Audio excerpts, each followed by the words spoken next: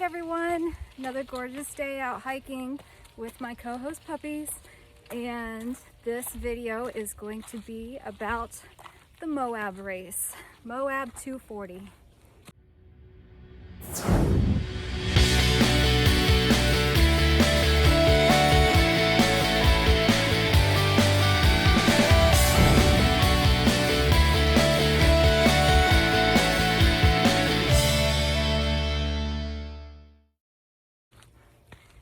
So this is a fun race. This is exciting. It's about to happen this coming weekend. This is 2020, so the race will be starting in a few days. But I ran this race in 2018, so I wanted to talk about the race and throw out some information for people that may be looking to collect as much information as they can to have a heads up about this race. It's quite the distance, 240 miles, running in the desert, Moab. So it was definitely a race like I had not done before, but had lots of peaks throughout it that I would like to talk about, and a few things that were quite the challenge I'd like to mention so people can be ready. So to start with, this race had just a little less than 30,000 feet of elevation gain over 240 miles. So the Moab race is the third race of the Triple Crown of 200s. You've got Bigfoot 200, the Tahoe 200, and then the third one is Moab 240. They're all set a month apart. So Bigfoot starts in August, Tahoe September, and then Moab in October, usually early October. This year it's going to start on October 10th. So it's going to start getting a little chilly in some of the sections. So and, that's what I did, is I was able to fly in, and we rented a car. I had a crew of one, so for the other two races I didn't have a crew, but for this race I did have one crew member who kindly sponsored a lot of the race for me, including renting a car, which was helpful. And he was great, an old family friend of ours. So we flew into that airport. I will figure out what the name of that airport is and put a comment. But flew into that airport, rented a car, and went to the area of where the Moab race starts. There were a lot of hotels in that area. It was not a problem getting a room to be able to stay in before the race started and afterwards as well. So let's see. That's how we got there. I'm trying to think if there was a grocery store nearby. I don't recall a grocery store nearby, at least not one that I noticed, but there were quite a few restaurants and places to eat. Oh, there's Ollie. Where's the other two? Millie, come on, puppies. Millie, Summer. Puppies, come on. Let's go. Here come my little munchkins. They're running to catch up. Come on, guys. Oh, here they come. So accommodations were there, places you can book a place to stay before the race, not a problem. So it started, the race, the whole area where the race starts is it's a place where you can have RVs and stuff. So it was a big area, so your start and finish is at the same place, which was nice. And I'm going to talk about the race a little bit, just to talk about the course. When you start out, you're going to run through this town and see some houses and place and such before you start to get into some of the mountains. And they're not extreme mountains; they're lower mountains. But there is some climbing that you're going to have to get to and get through. Nothing too technical, nothing strenuous. So it's nice to, I wish I had had my trekking poles in the beginning. For the first 17 miles, I did not have them, and I wish I did. For the other 2 races, I carried them the whole time, and then after I got my trekking poles at mile 17.3, I had them for the rest of the race. So if I did this race again, I would have trekking poles the whole time. It just makes it a lot easier and more helpful. This is a lot of desert running, so you may want to consider, and I know a lot of you already know this information, but just so you don't forget, or kind of a reminder or refresher, here's some tips, some things that worked for me and what I did.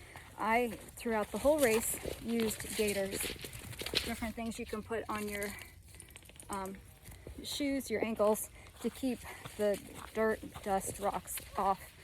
That was helpful, because you will have quite a few stretches where you're running on a lot of sand. Not deep, thick sand, but just some, dirt. This race had a lot of exposed areas, so you should have like a sun visor or some sort of a hat if you can. If not, have some sun protection, some sunscreen to have, because you are out there without any shade or coverage for a good part of this race. The aid stations are spread out pretty well, and one thing about these races that destination races put on is the food is incredible. The aid stations and the volunteers that work at these aid stations are top notch, and the food is just impeccable. That was one of the best parts of the whole race. They go out of their way to give the runners everything that they possibly need to make sure that they can complete these races and have as best time as possible. The food was great. They would make hamburgers. They would make you quesadillas or sandwiches, or you can make them yourself, however you want to do it. But they had everything you can imagine, actual, real, hearty food. They had vegan options and lots of fruit at all of these stations. When I did all 3 of these Triple Crown races in 2018, I did not bring any food at all of my own, because they were so well stocked and I had everything that I needed. So, and more. They really were prepared with the food. So that was great. Let's see. It is a gorgeous race. Beautiful views. Running through Moab is really majestic.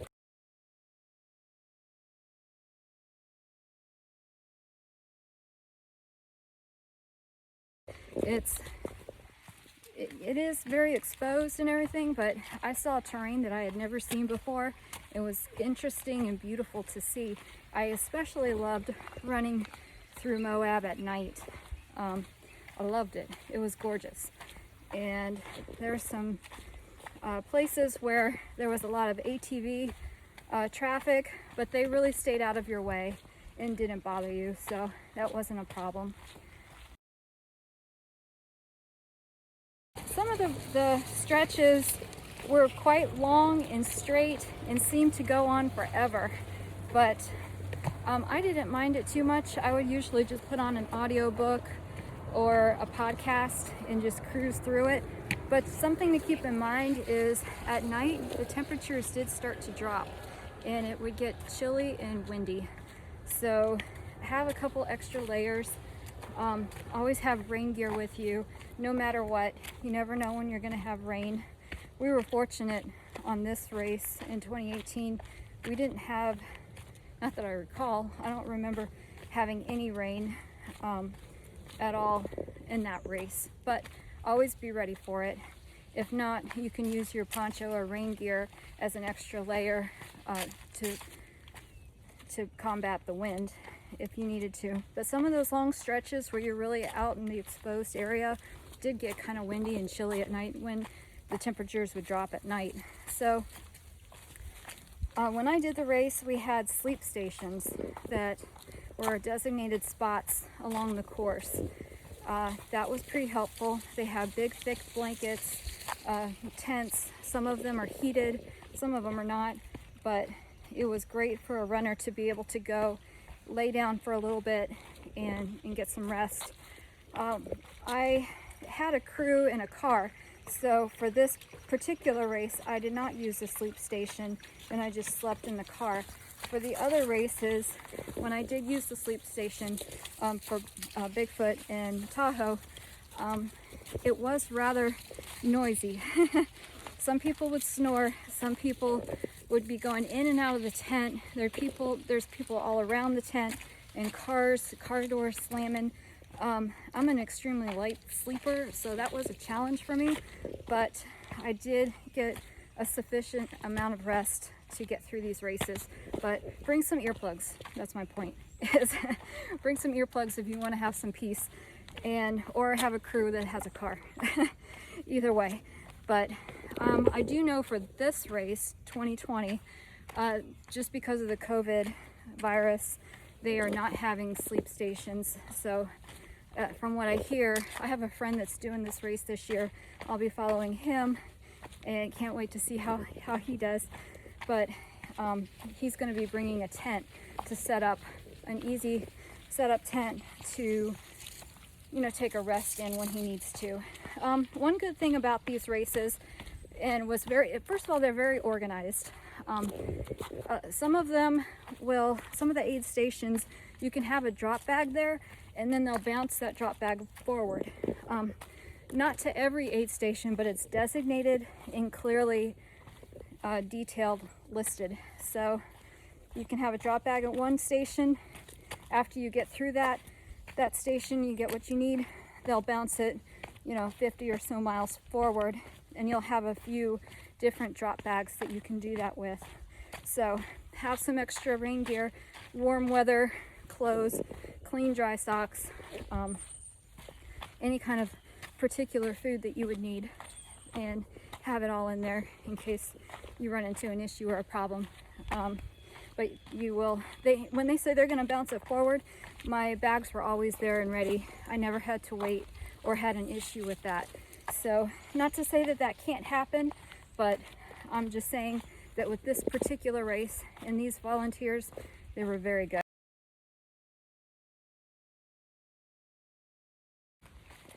From my experience, the aid station people were just incredible. Anything that they could do to help you out, all you have to do is ask, and they jumped on it right away. Even if that was just some moral support, getting you some duct tape, grabbing your bag for you, making you a sandwich, they were on it. Some aid stations had a lot more people, but they were all great. They were all great aid stations, and that was the best part of this race, was how wonderful the volunteers in the aid stations were. Really makes the race, makes it so much fun. People are out there, past runners, and they know what you're going through. They can empathize, they can support you, and they feel proud of you. And a lot of people at the aid stations, they know what is coming. They know the course. If you have any questions about what to expect going forward, ask them. They can tell you what to expect. They can tell you the elevation gain most of the time. They can tell you the details of what is coming up. That was extremely helpful. Because a lot of times I had not done this course before. I'd never even been to Moab. So I was a little clueless going on in many of these parts. So the information from the aid station volunteers was great, and I appreciated it a lot. Very helpful. It's good to know things like if it's gonna, they have a chart that you can screenshot or download on your phone, telling you the climbs, the elevation gain, the mileage of each section. Now I did notice that some of the mileage was off in between some of the stations, but it would only be by a mile or two. But sometimes when you're expecting to be at an aid station and you're still going for an extra two miles, that was a little bit of a challenge. But that didn't happen too often. Sometimes it would be closer than what was listed. But just so you're aware, some of the distances, and I used a Garmin Phoenix 5X, and it's pretty accurate. But the mileage was definitely off a little bit between the aid stations. So just plan for it. Most of the time it was a little bit closer. Some of the times it was a little bit further away. But just kind of don't be surprised. It's not that bad, but it's good to know. Let's see. You will have a few little water crossings further on into the race. You will go through some fences. Nothing major. The fences weren't locked. They were unlocked. You just go through them. Be sure you close the gate behind you, because there's usually cows and such, or wildlife in those areas. Not that they would bother you or be around even, but don't forget to close the gate. And let's see. Yeah, lots of ATV traffic, especially during the day. It was kind of fun to see the energy and the excitement and people zipping around. It wasn't excessive or anything, and they didn't bother the runners at all, but just be aware that is out there. Okay, so the section I really want to emphasize and talk about. The hardest section, for me at least, of this race was from Pole Canyon to Ooh Lake, and that was mile 184 to 201 for us in 2018. So it should be close or around that distance for whoever is preparing for this race going forward. This was a tough section, and I wish I had known some information about it before I got to it. So this is what I would like to talk about, so you guys could at least be ready. There is a lot of climbing, first of all. You're doing a good bit of climbing before you get to Pole Canyon. So luckily I took a little cat nap before I started this section, and I'm glad I did, because this was a tough one. It's a smaller aid station at Pole Canyon. Get plenty of calories, get plenty of water, because the next section, from Pole Canyon to Ooh Lake, was, at least for me, the toughest section of the whole course. So you've got over 5,000 feet of climbing in this section, and the major challenge was all the snow and the ice. So the year that we did it, they had to reroute 2 miles of it because the snow was so thick and high. So they wanted to reroute us so it was still somewhat runnable. But it was still a lot of snow. The whole path was completely covered in snow, but a large part of the path was covered in ice. So at least for me, I was not able to run that section, or a good part of it, because of the ice. I did not have any crampons. I wish I did. Another runner friend of mine did, and he breezed through this section with no problem. For the rest of us, it was quite the challenge. So if you can have some crampons or any kind of spikes on your shoes, that's a great idea. You don't have to have it, but that would have been very helpful. Another issue I had was my water froze. I started this section at exactly 6 p.m. and I did not get to Ooh Lake until 2:30. It took me that long to get through this 21 mile stretch. Just because you're climbing so much and you're going so slow through the snow and the ice. And my whole bladder and hose froze. My bladder didn't completely freeze solid, but my whole hose froze solid. So I didn't have any water throughout this whole later half of this section, which was about half of it going forward for the last 10 miles or so. That was quite the challenge, and not good, because with all the climbing I became really thirsty. I even put it into my jacket hoping that my body temperature would thaw it out, but it didn't.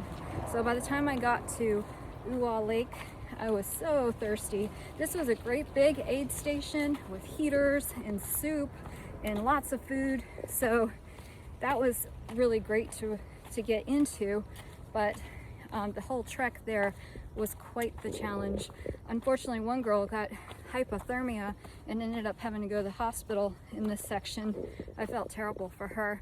She was trying to warm up and she just could not get it together. I hope she was okay, but it didn't look life-threatening or anything, but it was just an extremely tough section.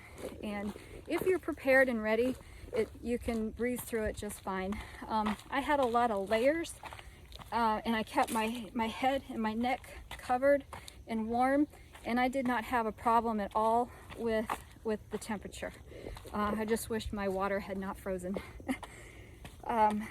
Carry some extra snacks because you are climbing a good bit and you're going to be out there, at least if you're a slower runner like I am, a little extra time. So throw an extra bar or tailwind into your pack so you could be ready for that in case you're out there a little longer than you expect. The whole course on this race was pretty well marked. I did not have any issue. I did get a little turned around in the very beginning of the race, but that was only because I wasn't paying attention enough to some of the markers, or dragons as they call it, in the very beginning, in the first 17 miles. But after that, I did not have a problem at all with the course marking and finding my way. A lot of this was single track on this course, so it's not too hard at all to follow. After you get through Lake, it is a pretty smooth sailing course all the way to the finish. Nothing too major, nothing technical, no major snow, nothing too bad. It was really leisurely and fun to finish the last bit of the race, kind of without having to worry about too much. It was a nice course, kind of winding through a few switchbacks, going through the mountains, and getting into the very end of the course is a mountain bike course. So that was kind of cool. I was able to do that during the day and saw a lot of mountain bikers out there, and so that was fun, and it was beautiful. And then running through the canyons towards the finish was awesome. I loved it. It was a great ending to a pretty tough year. I had taken a year off of work and life and everything to commit to these races, train for them, and then go and get them done. So what I did, and I'm not saying this for everybody to do it this way, but I knew for me, I needed to train my legs and my mind get them ready for these races, because the amount of climbing and elevation gain was quite intense for me. I had done some races with some pretty good elevation, but nothing to this extent with these 3 races. So I had taken 2018 to go hike the Appalachian Trail, and I finished that. I thru-hiked the whole thing. I did it solo, and I finished on July 13th, and then had a little bit of downtime before starting the Bigfoot race in August. And that really helped me get ready and be prepared for these races. So much mentality goes into these races. You've got to be mentally strong and tough, expect the unexpected, and be prepared as possible for these races. And if you do that, you'll get through it just fine. I had a blast with all of them. Some had challenges, some had more challenges than others. Bigfoot was tough. They were all tough in their own way, but they were all spectacular in their own way as well. Very much so worth these races and having these experiences. If you're thinking about it, definitely go for it. But be prepared, get as much knowledge and information as you can before you go, and then go and have an incredible time. So, let's see. What else with these races? Well, you're in October. It is October when you're doing this Moab race. Just take into consideration how chilly it gets at night. and in the mornings. It got pretty cold, so just have extra layers so that you're ready for that.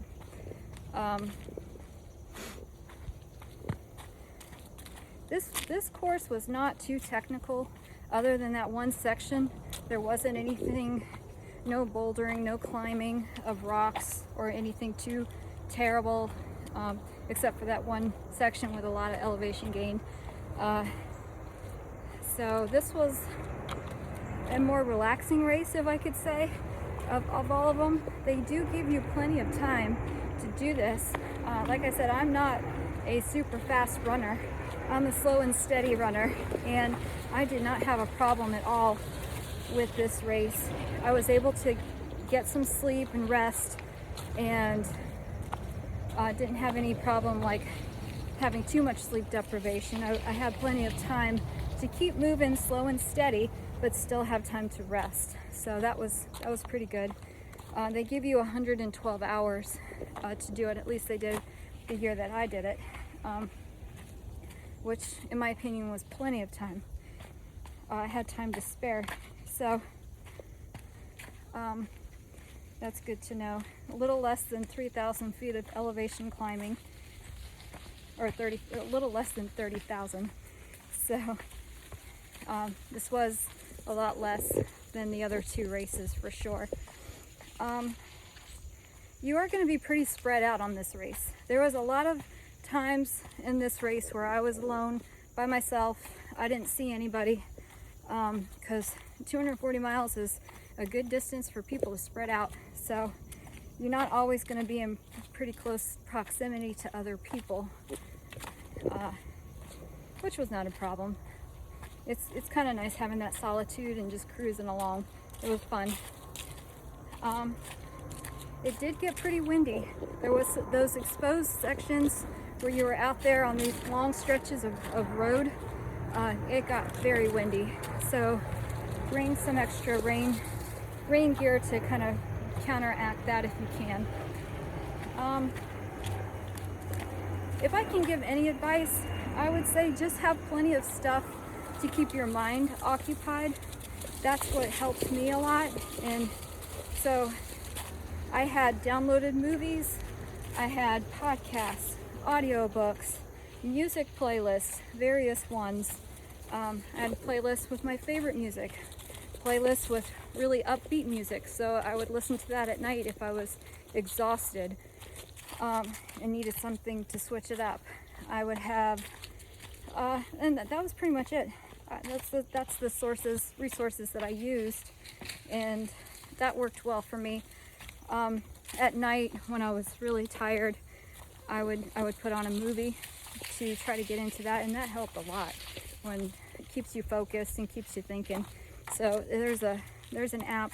I will put a description or the name of the app right on this video to let you know what that was. You can download that and download different movies that you can play and listen to. All of this you can do offline if you download all of that stuff. For the race, they do require you to download the course map. That was very helpful. They make you do that, and they do check. So be sure you do that before you get to the race, and that'll help you if you do get turned around or lost. You can kind of see where on the map you are and get back to where you need to go. I didn't have a problem with that with Moab, but I did for Tahoe. So that was useful. And let me see, what else was I going to say about this race? It was such an exciting race at the end because you make friends with some of the runners, especially if you're doing the Triple Crown. You're seeing some familiar faces, and when you see those people at the end of the race and you guys all did it and you're so proud of yourselves and you've made new connections and new friends with people, it's just incredible and so much fun. And that was one of the best parts of the race, is enjoying the moments at the end and throughout the race, the hard times, the funny times with people and different racers, because they're going through the same thing you are. So If you get through a particularly hard section, then it's fun to joke about it or be happy that you're through with it. So the people are great. The runners are great. The volunteers are fantastic. And it's just an overall awesome race experience. Let's see. As far as anything else for this race, I don't think I have any other words of advice or preparation for it. Oh, I will mention, for my strategy in between races, I just did strength training. I tried to recover from each race as much as possible, of course, before the next race started, but because they are set 1 month apart. So before I started Moab, that whole month between Tahoe and Moab, I just did a lot of strength training. I didn't do a whole ton of running. I tried to give my legs a break and take it easy as much as possible. That worked out for me. You know, everybody needs to do what works best for them. Again, I wasn't trying to place. I wasn't in the top 10. I just was going for the experience and try to enjoy it as much as possible, which I did. I had such a blast. But for me, I did take it easy in between races, and I did not have a problem with doing the race, each race being so close to each other. A lot of strength training, a lot of core exercises, and I seem to be ready to go for the races without an issue. Besides blisters, nothing major. That was the only injury that I had to encounter, luckily. But be sure you bring some electrolytes. You do, during the day, it did warm up on this race in Moab. It does get kind of hot.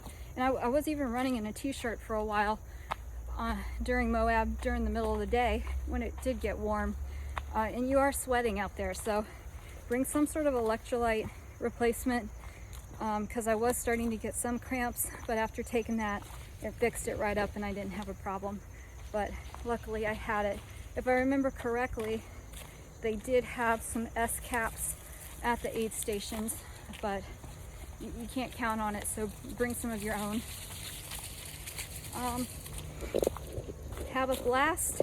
Get there in plenty of time to relax, get plenty of sleep before you start the race, and just have an incredible race in time. This is a unique race to run 240 miles through Moab. It's gorgeous, it's challenging, and it's really an experience that you'll take away memories forever. So be as prepared as possible and then enjoy the ride and have a great time. I wish you all the best on this race. I will be following a bunch of you, and I can't wait to see how everyone does and hear about their experience. If you have any questions or you want any further detail on anything, if it's something that I can help with, I'll be happy to. I'll put my email down below that you're welcome to send me an email. If I can help, I would be happy to. I don't have all the answers, but I'll do what I can. And have a fantastic time. Go out and make some great memories and run safe. Thank you very much.